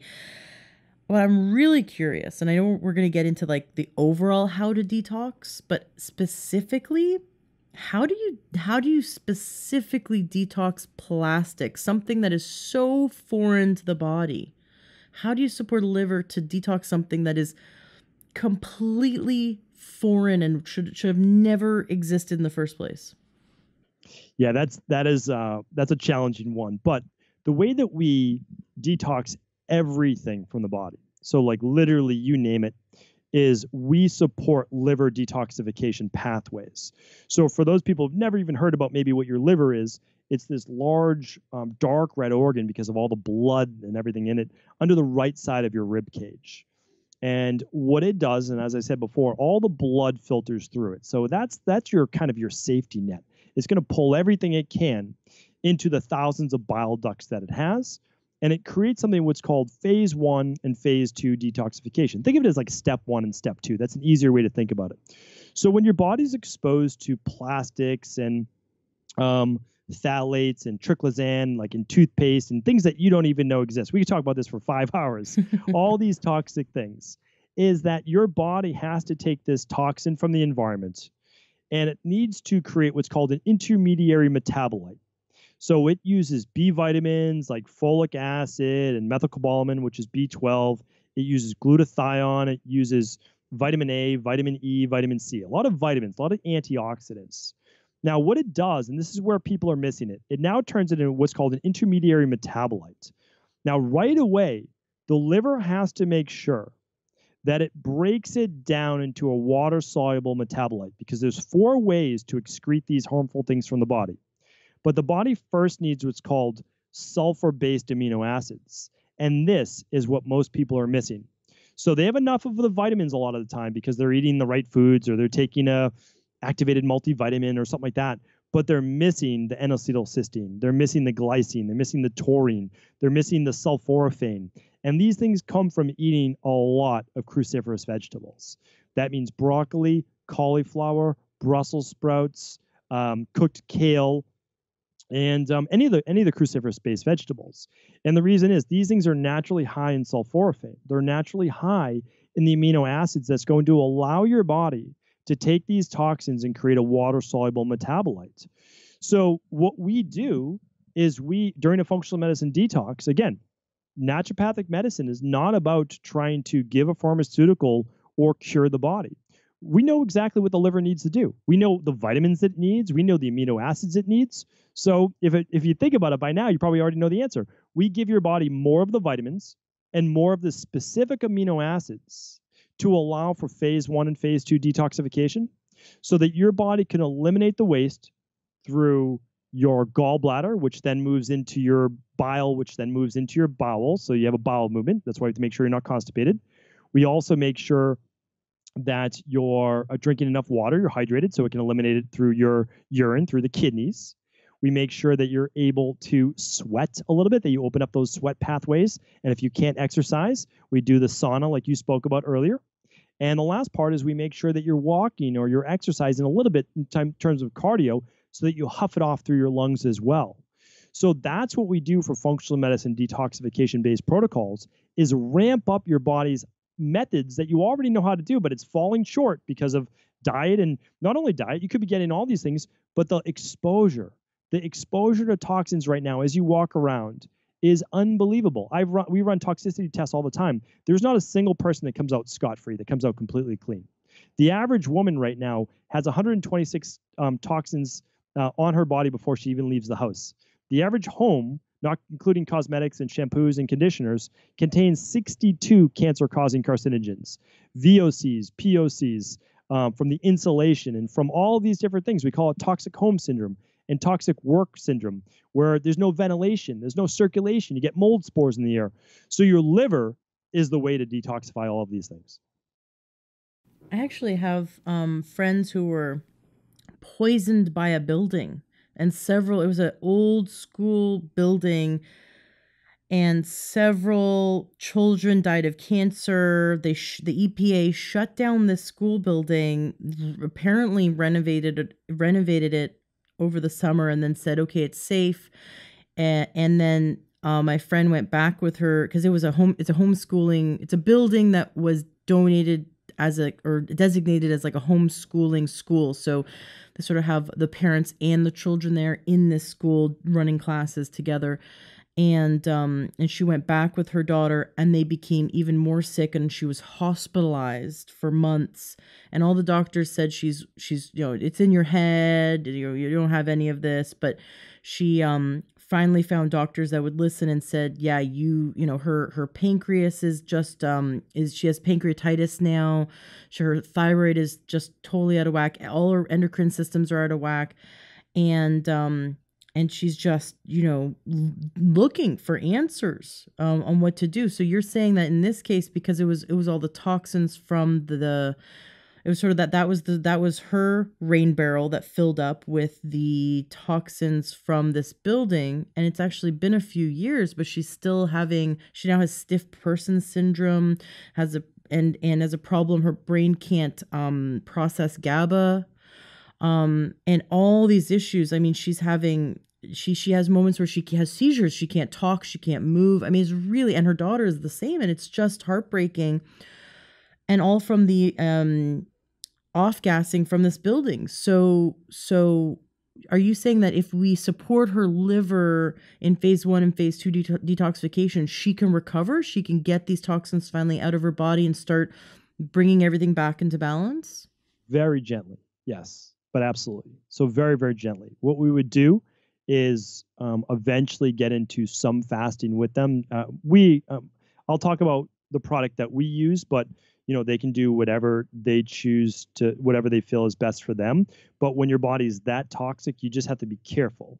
The only way that a person won't recover, if there's actually like neurodegeneration so if a person thyroid has been destroyed because of an autoimmune-based illness such as Hashimoto's, then you're not going to recover from that, to my knowledge, because you can't rebuild the thyroid, but you can stop the Hashimoto's, right? And so if you have deterioration of the nervous system, the myelin sheath, but it hasn't deteriorated, meaning like it's just inflamed and that's causing the seizures, which is very, very possible. And it's causing actually the short circuiting of gamma aminobutyric acid, which helps with the calming of the body. These same exact things happen, by the way, with people that are susceptible to MSG. It affects the nervous system the same way. So this is when genetics matters, because maybe there was 20 people in that school and 6 people got sick. Mm-hmm. Okay, well, all of them got in touch with this, but the 6 people could have easily had COMT, SOD, and methylation-based issues with their genetics. Now, it filled up their rain barrel faster. However, those same people, there's still hope for them. Of course, there's hope for them, but we need to work on removing those toxins. And so I talk about that. It's my de-stress protocol. It's diet, it's exercise, it's stress reduction, it's toxin removal, it's parasympathetic-based activities. That's the rest. It's emotional balance, because, I mean, when people are telling you it's all in your head, I went through that myself. I mean, how debilitating is that? You feel like you have no one to turn to. The experts have just pushed you out because they don't want to deal with you. And then it's supplements, and it's the success mindset that we started the podcast with. And if you use that protocol, and again, I talk about this in the Rain Barrel Effect, literally, you can help people heal. And we're teaching this now to thousands of practitioners all over the world, because this is information I was fortunate enough to be given. You know, again, I studied overseas. I saw these things. In an ancient Ayurveda, they have panchakarma. And in panchakarma, like, I try to develop a new modern version of that, which allows people to detoxify the body. But I would just want those people to be working with a practitioner that can slowly help them detoxify their body using what I just spoke about, the phase 1 and phase 2 nutrients, and then also some binders as well to make sure that it never stays in the bloodstream, that they have at least 1 to 2 bowel movements per day, since it's your bowels that's going to drop the most amount of toxins out. Do you recommend taking a supplement where it's like extract or a concentration of cruciferous-based vegetables, or should we just eat the vegetables every day? Yeah, so I have a hard time with this. And it's because I would love to just do everything by food, but the problem is, like, after 250,000 appointments, I can tell you for sure that when people are this worn down, their body's so weak, their digestive system's so weak, they can't extract the nutrients that they need. And they oftentimes have the digestive issues, the gut-based issues, because they've been on so many antibiotics. So we use supplements, we rebuild their digestive system, and then we basically wean them off most of the supplements. So we're always using good food, but we know that their body is not yet strong enough to even break down the amount of nutrition you need. Because remember, nutrition is what keeps you well. But if you've really filled up that rain barrel, you need to push back harder. Meaning, like, these are toxic synthetic man-made chemicals. We need to push back with more nutrition. And so that means we need it concentrated. So I have a program called the Dr. Cabral Detox. And the Dr. Cabral Detox is encapsulated sulforaphane, like you just mentioned. And it's all the N-acetylcysteine, and it's the selenium, and it's all these different things that begins to help the liver do its job. Again, I'm just supporting the liver, and I'm supporting the detox-based modalities, but I'm also saying, do the sauna. You know, that would be one of the best things for that woman and her daughter. Make sure they do the 12-hour fast. Do dry brushing. Do what's called abhyanga, which is self-massage, a lymphatic-based massage in Ayurveda. Do 5 minutes of rebounding on a rebounder to get that lymphatic system moving. Make sure you are cleansing the bowels, that you're having 1 to 2 bowel movements per day. You know, get this stuff out of your system as quickly as possible, but don't do anything too strong that you might overwhelm the system. Again, if you pull it out from those fat cells too quickly, it could be dangerous. Where do we get the Cabral Detox? Is that in your book, The Rain Barrel Effect, or is that on your website, or do we need to contact your office to get that? So for people that we don't deliver to their country, and we only started shipping to all those 22 countries not too long ago, we actually listed every single supplement that you need to do a functional medicine detox. But we created the Dr. Cabral Detox so that it's just 3 supplements, so it contains everything in one. You can go to equilibriumnutrition.com and then just type in DCD or Dr. Cabral Detox, and you'll find out about it there. You can also just type it in online. You'll see it. There's a specific website called drcabraldetox.com. But everything is essentially just at Equilibrium Nutrition, which is the website that I formulate to allow people to just not have to go to their doctor. Because I don't know, I mean, about you, but I only found a couple great doctors. They were amazing. They got me well. But the rest of the doctors, unfortunately, told me it was all in my head. They told me that there's nothing I could do. And they gave me a really grim outlook. And I'm all about telling people that, listen, there's an answer. You might not always find it that first time, but if you begin to work the process, you will get well. I recently interviewed a guy who had Lyme disease for, I think, 10 years and all the co-infections and all the symptoms. And he went to 40, I think it was like 46 or 48 different doctors until he finally someone mentioned Lyme. And just the tenacity that he never gave up, because if he had, I mean, he'd just be bedridden right now, but he's spent the last 6 years in really great health. And that's just the light at the end of the tunnel for people who are suffering, is that, you know, sometimes it's going to take squeezing some oranges. I recently went to my chiropractor and I was sharing with him about what I've been going through lately with, I haven't talked about it on the podcast yet, but I thought I had a hernia. And intuitively, my naturopath said, yeah, this is a hernia. I went to a naturopath and he palpated it and he said, you've got to go for a surgical consult. And I really think that this is going to need a surgery. And I remember in the back of my mind, an old school naturopath that I used to work with said to all of his patients with hernias that they should go check out Bowen technique.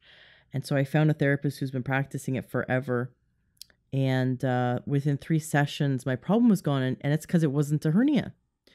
And I knew it. I just, like, my gut said, I need to keep looking. And sometimes we need to keep looking and keep looking for answers and don't just settle for the first one. But I was telling my chiropractor about this, you know, and the exercises that I'm doing now to strengthen my core and things like that. And he leans into me and he whispers, God didn't make orange juice. And him and I have a great relationship. I said, what does that even mean? And he said, God made oranges, but if you want orange juice, you gotta go squeeze some oranges. And it was just like, it made so much sense. I'm like, yeah, I'm squeezing oranges. I gotta go for those walks. You know, I gotta do my exercises. Like, I've got to do the work, because damn it, God made oranges and I want some orange juice. So I'm going to go squeeze some oranges. And it's so true. We got to go do the work. We got to, you know, take the supplements, eat healthy, say no to the bad foods. You know, do we have to squeeze the oranges? Sometimes it's hard to squeeze the oranges, right? But we're going to get the orange juice. At the end of the day, the orange juice being the metaphor for like the health and the body we want. So let's all go squeeze those oranges. Can we go through the phase 1, phase 2, and just anything that you, because we talked about it really fast. I just want to make sure, so we've got the cruciferous-based vegetables, we've got the B vitamins, and the glutathione, which the body produces. Is there, what else does the body use in phase 1 and phase 2 detox? Did we cover everything, or are there other nutrients that you want to highlight? Yeah, so if you think of it, to keep it as easy as possible, your phase 1 or step 1 is a lot of the antioxidants, and they're all also your vitamins that you'd be taking in. So they would be all of your B vitamins and folic acid or folate being a big one. And that's why when people talk about, oh, I have MTHFR-based gene mutations, and that's why I have all this inflammation. And I might say, I agree, I have that as well, you know, but here's the way that we make sure that that doesn't manifest in our body. Is we make sure we have enough of the B vitamins and we've reduced our toxicity in order for that inflammation not to manifest itself. And so the B vitamins are a big one. Glutathione, I didn't talk about that enough. That's used in both phase 1 and phase 2. So it's actually very unique. Glutathione, produced by the liver, but its precursors are the sulfur-based amino acids, namely N-acetylcysteine. Selenium plays a role as well, though. Selenium is like one of the most underrated minerals, that and zinc. So both of these are needed for the immune system. They're needed for hormones, and they're needed for blood sugar, and they're needed for the thyroid. So they're two really, really important minerals. We test those on a hair tissue mineral analysis all the time, along with those heavy metals. But glutathione is basically what's referred to as the mother antioxidant. And when your liver needs to squelch free radical damage and remove toxins, it looks towards glutathione. So vitamin C, vitamin E, your normal vitamins, that's phase 1. Now, that's a fat-soluble toxin, and it creates what's called an intermediary metabolite, which is ready now to be transitioned through that first part is called the cytochrome P450 pathway into what's called a water-soluble waste product. Now, because your body can't eliminate the fat-soluble toxins through the stool, the urine, the sweat, or the lungs, but it can eliminate the water-soluble ones, right? Just evaporation through your lungs, evaporation through the skin. And then when your body actually digests food, your liver is dropping bile into the intestines, and then whatever's in the intestines will come out in the stool.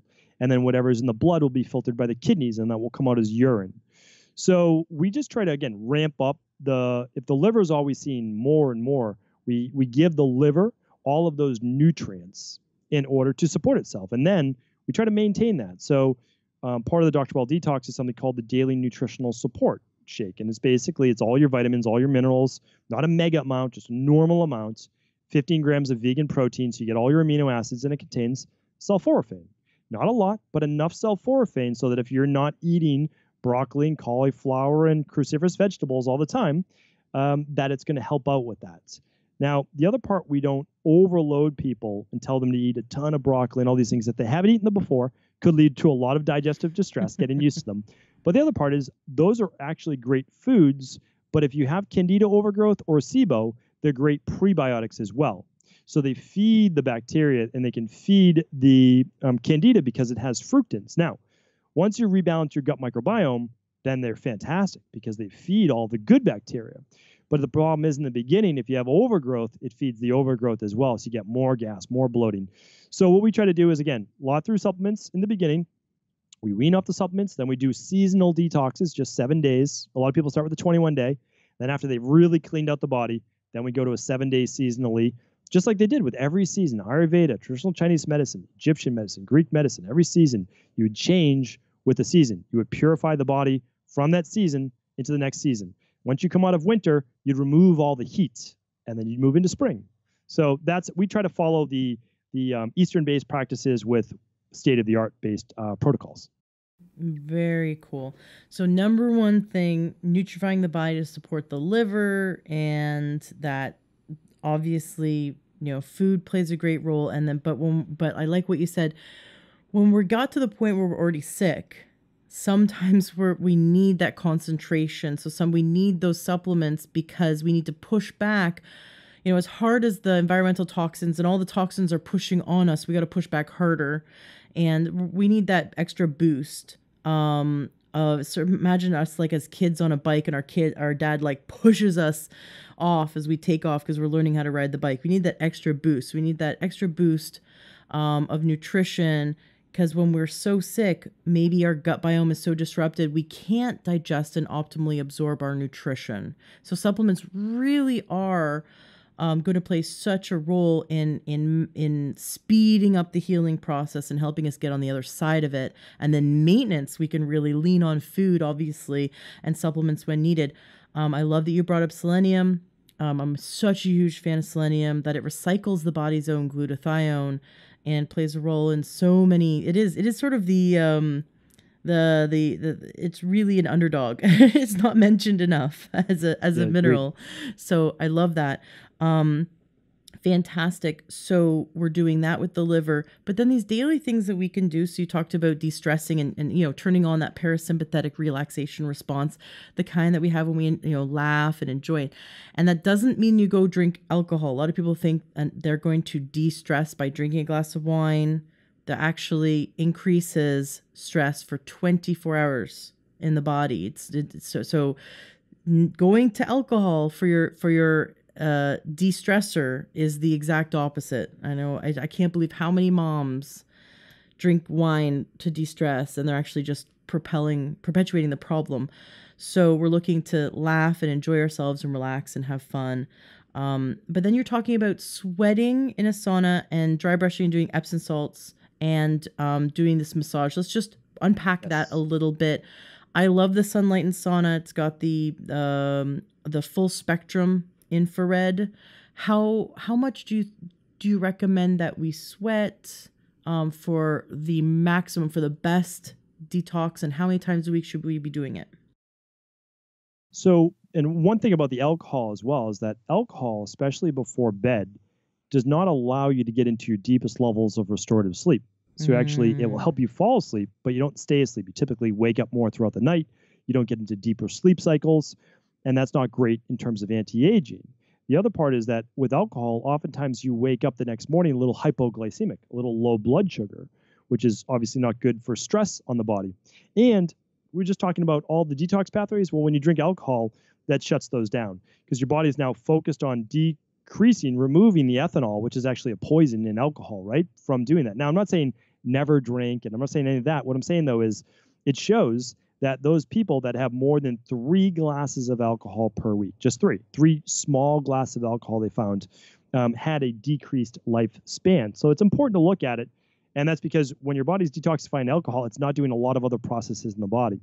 Now, the sauna is one of my favorite things to have people do because there was a study that came out not too long ago that showed those people that used a sauna 5 times per week, it was 4 to 5 times a week, and this was over 2,000 people in the study for many decades. It was over in Europe, and I love a lot of the European studies which aren't as swayed by big pharmaceutical and big business, is they found that just 19 minutes a day in a Finnish sauna decreased all-cause mortality by 42% and all cardiovascular death by 63%. Absolutely remarkable. So, and it's a parasympathetic nervous system activity. As long as you're not trying to exercise in the sauna like a lot of people do, you just sit there, you meditate, you relax, you put in some binaural beats, which gets the brain hemispheres into a low beta wave state. I think it's absolutely remarkable. So I'd recommend 20 minutes if you're in a hot sauna, 150 plus degrees.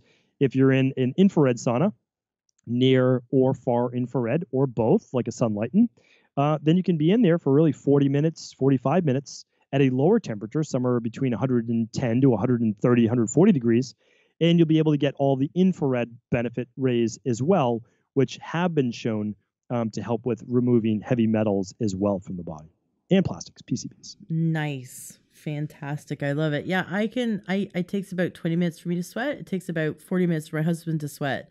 So I just told him, like sweat for 5 or 10 minutes and then get out. Like you don't need to sweat for an hour. It's just once you're in there for 40 minutes, it's done its job. It's raised your core temperature. It's caused a cardiovascular event. You're in that nice state of relaxation and it's pumped that lymph, like it's done all this really great stuff. Yeah. And we feel so good after coming out of the sauna. My biggest problem is staying hydrated enough to do it like 4 or 5 times a week. If we don't drink enough water throughout the day, then I'll feel dehydrated if I do it a few days in a row. And so for me, it's like that balance, because if I don't feel hydrated enough that day, I won't do the sauna because it has a negative impact. For sure. No, that makes sense. And a little pinch of sea salt, as well as a squeeze of lime or lemon for your sodium potassium as a natural Gatorade to get that water to absorb even better into your body and your cells. Love it. Love it. That sounds delicious. I'm definitely going to do that. And I hope the listeners try that. So lemon or lime and a pinch of salt. We don't need to drink Gatorade. That stuff's just sugar water, right? No paint in our water. That's another toxin right there. Is people think the color of their beverage is no big deal. Well, it's actually paint. When you see the yellow 5 and you see all the different dyes, that's actually what they use to make paint color, and you're ingested into your system. I have no idea how that's legal. I honestly could not tell you how it's legal to ingest paint, but that's what it is. My mom was one of the reasons why I became so passionate about health. She was addicted to, and she ate super clean. Like she went to a naturopath, ate super clean, but her one sort of addiction was red jujubes. She'd go to the bulk section and pick out just the red ones. But the problem was when she ate them for hours later, she could not do math. Like you could ask her what 2 + 2 is, she wouldn't know. And she noticed that. So she couldn't eat them. She only could eat them at night because she couldn't go to work having eaten red jujubes because her brain wouldn't function. So the red dye can have that effect on people where it like disrupts the nervous system. Absolutely. It's one of the worst things with kids with ADD, ADHD, and autism is all those food dyes.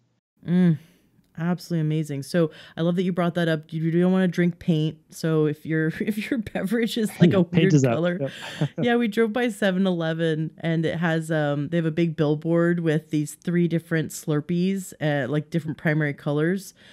And I think it's to try to get kids to get excited about Slurpees. And we looked at it and we're like, none of those colors exist in nature. They're like neon, neon blue. It just does not exist in nature. It's really scary. Drinking paint. Okay, we don't want to drink paint. Nope. And you can use beet juice, and you can use turmeric for natural colors. So like you can use spirulina for the blue green. So you can make all these things. Like we make popsicles for my kids, and we make fun things, but we just do it naturally. Wonderful. And all those things have great health benefits. So I love that. Yeah. What about taking a nice hot bath in Epsom salt? How much Epsom salt should we put in the bath, and how long should we soak in it? And what are the health benefits of soaking in Epsom salt? Yeah, Epsom salt is remarkable. So it actually, the idea from Epsom salt baths really came from being over in Europe and other places, and being in these hot springs.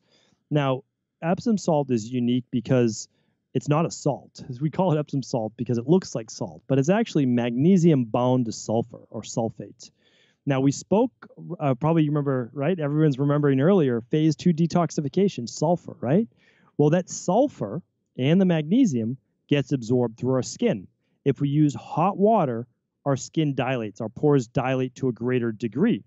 So what happens is we now absorb the magnesium. Now, we might have digestive issues, all sorts of issues with the gut. Well, the magnesium absorbs right through the skin. Same with the sulfur. Magnesium helps do what? It shuts down sympathetic nervous system. So it now pushes us to the parasympathetic nervous system where healing takes place. If you're stressed, you're not in the parasympathetic nervous system by definition, that you only have two sides of the autonomic nervous system, and you can only be in one or the other. So you're basically in the fight or flight, or the rest and digest, rest and relax, rest and heal. So what we do is we use the magnesium to relax the nervous system, and we use the sulfur to help ramp up detoxification. So what we do is we do 1 to 2 full cups for adults, and we'll do, I like for my girls at night, I do a half a cup for them, to sometimes maybe just a little bit less. You can actually use a lot more. You just want to make sure you don't get any burning of the skin. A lot of people use magnesium chloride sprays. That can lead to a little bit of burning because chloride is actually part of a salt. Salt is sodium chloride. So what we do is we use the magnesium sulfate, the Epsom salt. We add in a couple cups and allow a person to sit there for 20 minutes or so, and allow them just to soak up, again, more of the natural constitutes in nature. Awesome. Thank you so much for coming on the show today. I could have you here for hours. I'd love to have you back on the show anytime.